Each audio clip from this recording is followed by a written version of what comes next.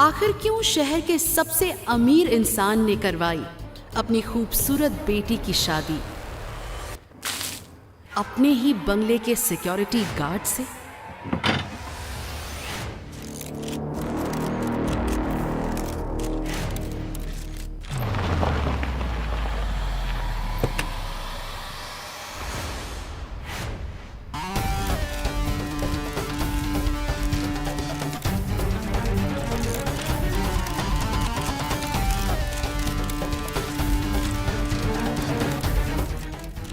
और फिर कैसे उस सिक्योरिटी गार्ड की हकीकत जानकर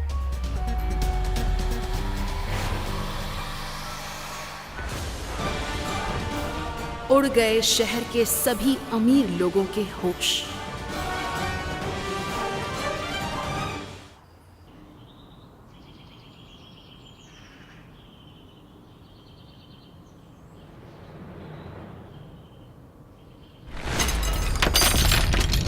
ऐसे भिखमंगे सड़क छाप इंसान की पत्नी कहलाने से बेहतर होता तो तू कुंवारी मर जाती। सही कहा मॉम। इस 2 कौड़ी के आदमी के साथ शादी करा के पापा ने पता नहीं कौन से जन्म का बदला लिया। अरे वो नहीं, ईट नाउ, मूव।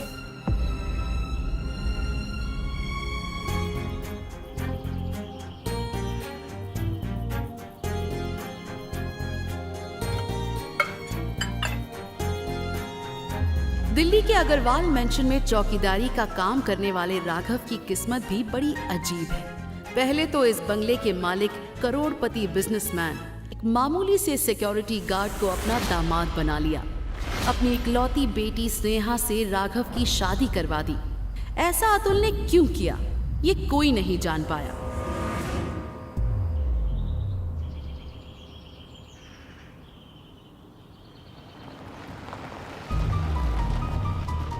लेकिन इस शादी के बाद से राघव की जिंदगी सुधरने की जगह और भी बदतर हो गई।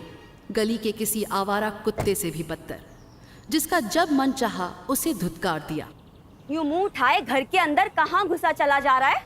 तेरी जगह इस घर के अंदर नहीं बल्कि बाहर है, सर्वेंट क्वार्टर में। मम्मी जी मैं खबरदार, जो मम्मी जी कहा तो अपनी इस घटिया और गंदी जबान से मालकिन कहा कर मुझे मालकिन, समझा? जी मालकिन। अब ये बता कि यहाँ क्या करने आया था? वहाँ स्नेहा का बर्थडे है ना, उसके लिए बर्थडे गिफ्ट लाया हूँ। ओहो, गिफ्ट। सुना मॉम, ये फटीचर क्या कह रहा है? मेरे लिए गिफ्ट लेकर आया। एग्जैक्टली। जिसके पास खाने के पैसे नहीं है, जो हमारे दिए गए टुकड़ों पर पलता है, और तुम्हारे लिए गिफ्ट लेकर आया है। स्नेहा एक बारी खोल के तो देखो। ये लिसन यू चीप, मुझे ये सस्ते 2 कौड़ी के गिफ्ट्स देखने का कोई शौक नहीं है। हाँ, अगर तुम्हें मुझे कुछ देने का मन है ही ना, तो तुम मुझे डायमंड नेकलेस दे, या फिर मेरे स्टैंडर्ड की कोई महंगी सी कार। बोलो, दे सकते हो मुझे ये सब? स्नेहा मैं ये सब कैसे? एग्जैक्टली, तो पकड़ो अपना एक गिफ्ट। मूड खराब कर।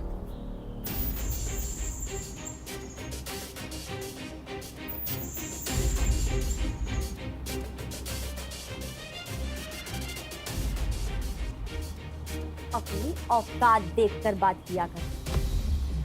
बड़ा आया गिफ्ट देने वाला। अब चल निकल यहाँ से। इससे कितनी बदबू आती है तुझसे और तेरे कपड़ों में से। छी, डिस्गस्टिंग।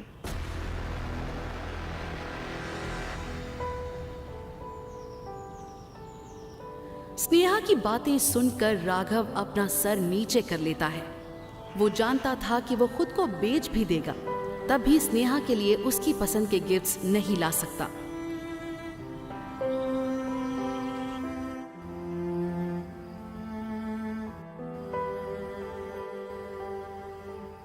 उस डब्बे के खुलते ही उसका छोटा सा अंधेरा कमरा रोशनी से जगमगा उठता है, जिसे देखते हुए राघव खुद से कहता है, स्नेहा काश तुम ये मेरा गिफ्ट खोल के देख लेती, तब शायद तुम और तुम्हारी माँ मुझे जलील नहीं कर पाते।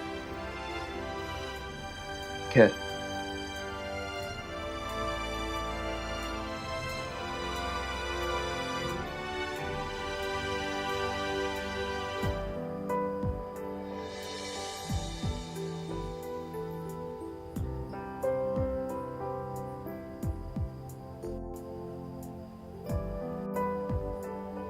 ये सोचकर राघव अभी रूम की लाइट ऑफ कर सोने ही जा रहा था कि तभी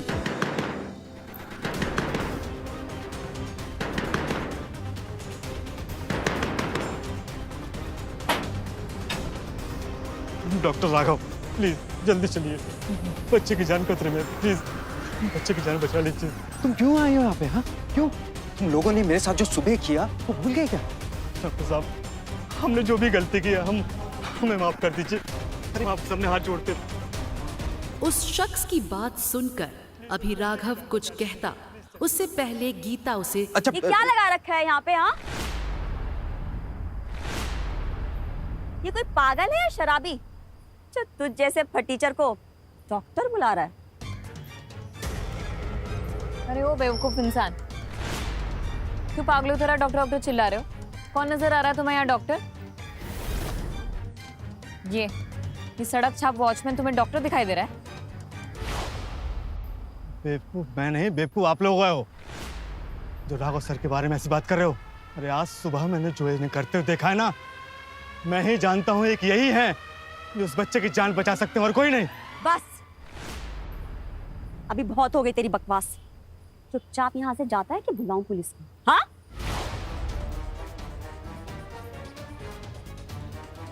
कहाँ से चले आते हैं। उफ। कौन था ये? क्या कर रहा था यहाँ पे? आइंदा से अगर ऐसा घटिया और दो कौड़ी का इंसान तुझे ढूंढता हुआ यहाँ आया ना, समझ लेना कि मैं तेरा क्या हाल करूंगी। प्लीज, मेरी तो किस्मत ही खराब है कि तुम जैसे घटिया इंसान को पूरे साल भर तक झेलना हो। उसके पहले ही डिवोर्स दे सकते हैं।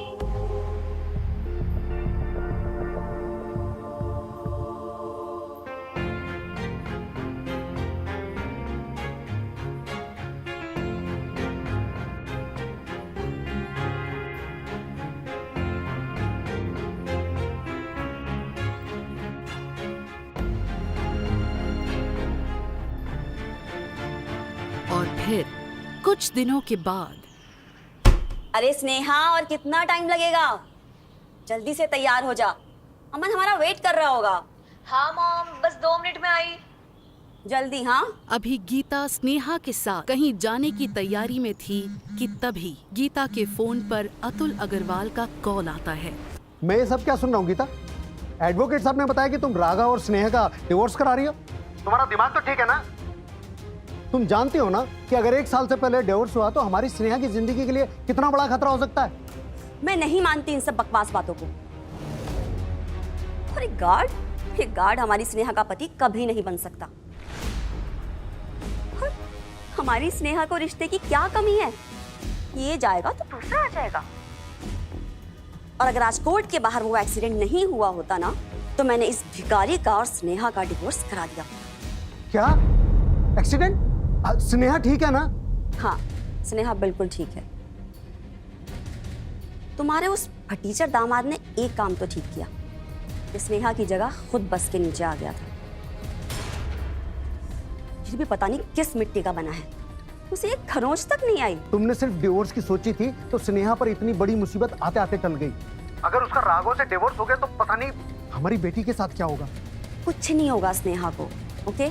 तुम भी ना खामखा मुझे लेट करा दिया। मुझे स्नेहा को लेकर होटल रॉयल पैलेस जाना है किसी से मिलने के लिए, ओके? तो बाय। क्या मतलब? Hello Geeta, hello.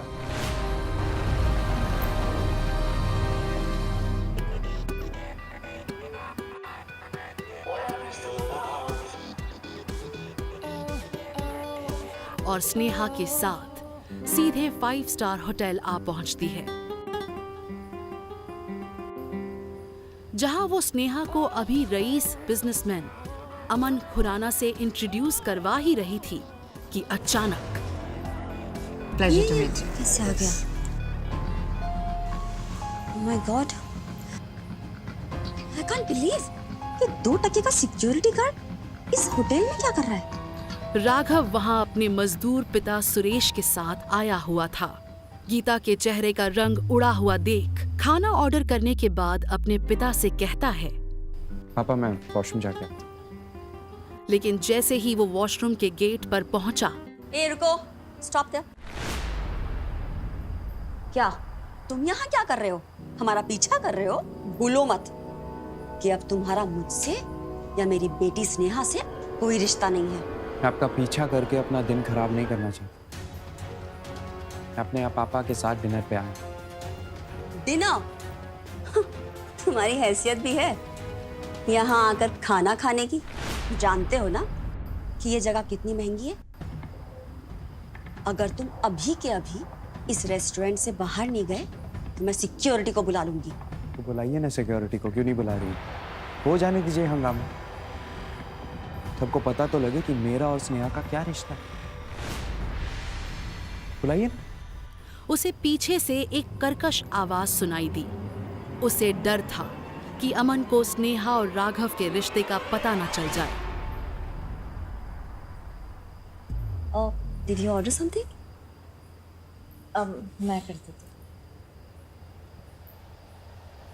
वहीं ये सब देख अमन खुराना समझ गया था कि दाल में जरूर कुछ काला है। अमन, तुम कहाँ जा रहे हो? मुझे लगता है वो लोग आपके जान पहचान वाले हैं, तो सोचा उन्हें हेलो बोल दूं। नहीं नहीं, वो लोग हमारे। हेलो, आई एम अमन खुराना। अच्छा लगा आपसे मिलकर।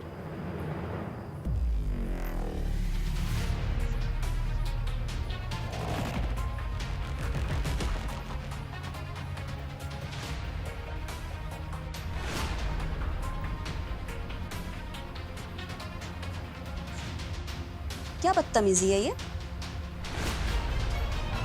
तुमको दिख नहीं रहा है कोई तुमसे हाथ मिला रहा है? कम से कम उसका जवाब तो दो।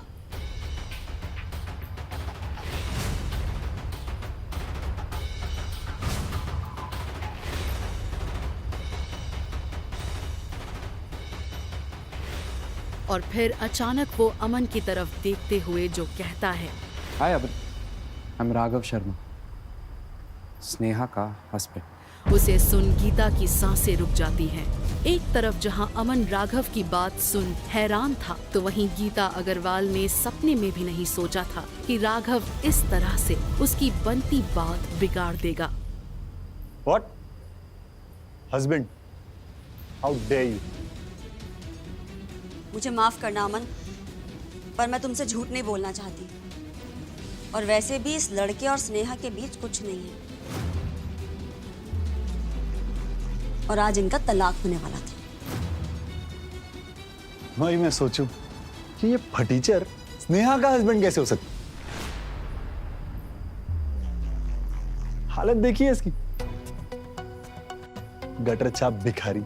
एग्जैक्टली, तभी तो स्नेहा के साथ इसका तलाक हो रहा है। पर अभी तक तलाक हुआ नहीं। स्नेहा अभी भी मेरी पत्नी। वैसे अमन, मेरी सासू माँ के घर में ना काफी काम होते हैं, और वो सारे काम अपने घर जमाई से करवाते हैं, जैसे बर्तन धोना, झाड़ू पोछा करना। तुम ये सब कर लोगे? शट अप, अपनी औकात में रह। मुझे पता नहीं मैं कौन हूं। सर, ये रहा आपका बिल। कैसे पेमेंट करेंगे आप, कैश से या कार्ड? कितना बिल हुआ?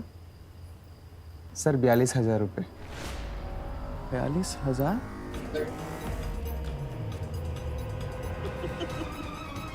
क्यों बे फटीचर, क्या सोचा था कि यहाँ ठेले पर 50 रुपए की थाली मिलेगी? अब दे, कहां से देगा 42,000 रुपए? हाँ, बर्तन धोने में तो तू एक्सपर्ट है ही, तो ऐसा कर, तो अपने मजदूर बाप के साथ मिलकर इस रेस्टोरेंट के सारे बर्तन धो डाल। हाँ, और हाँ, हमारे मत भूलना। हाँ, डोंट वरी। अरे सिर्फ 42,000 ही है, मैं दे दूंगा। मुझे वैसे ही बिना चैरिटी करने की आदत है, तो इस भिखारी को दान दे दूंगा।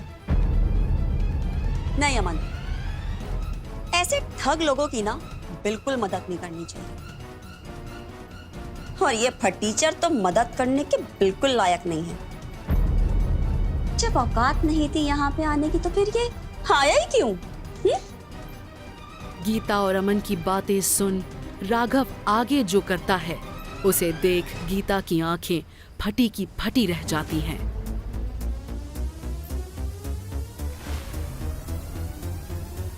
ये लो पूरे 50,000, 42,000 बिल के, और बाकी तुम टिप रख लेना। क्यों अमन, तुम्हें भी चाहिए क्या टिप? ये अपनी औकात में रह, वरना अभी अमन राघव से आगे कुछ कहता कि तभी वहां एक शख्स भागा भागा आता है। सॉरी मिस्टर राघव, मुझे आने में देरी हुई। मेरा नाम शरद सक्सेना है, मैं इस होटल का सीनियर मैनेजर हूँ। अभी कुछ देर पहले ही हमारी ओनर मिस सोनल मेहरा का फ़ोन आया था। उन्होंने बताया था कि आप हमारे होटल में डिनर करने वाले हैं और आपका खास ख्याल रखा जाए। इट्स ओके, हम खाना खा ही चुके थे, अब बस सब निकल ही रहे। वेटर, सर के पैसे वापस करो। सर, आपके बिल के पैसे प्लीज़ वापस ले लीजिए। आपका आज का डिनर हमारे तरफ से था।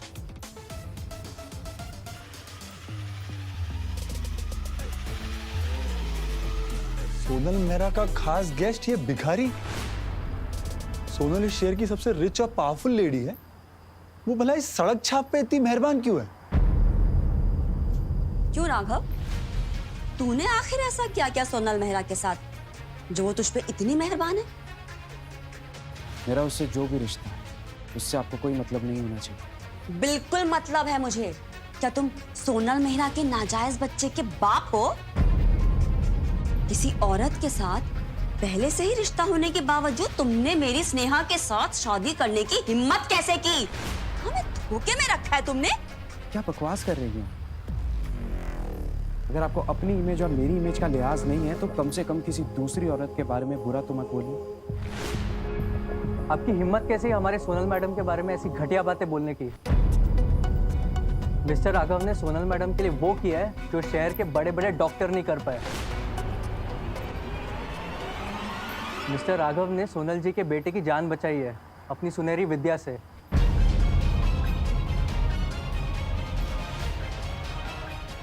सुनहरी विद्या? अरे आप लोगों का दिमाग तो सही है ना? ये हमारे घर का मामूली सा सिक्योरिटी गार्ड है। ये कोई डॉक्टर वॉक्टर नहीं है और इसके पास कोई सुनहरी विद्या नहीं है। सही कहा तुमने, राघव कोई डॉक्टर नहीं। तुम तो वही हो ना जो उस रात हमारे बंगले पर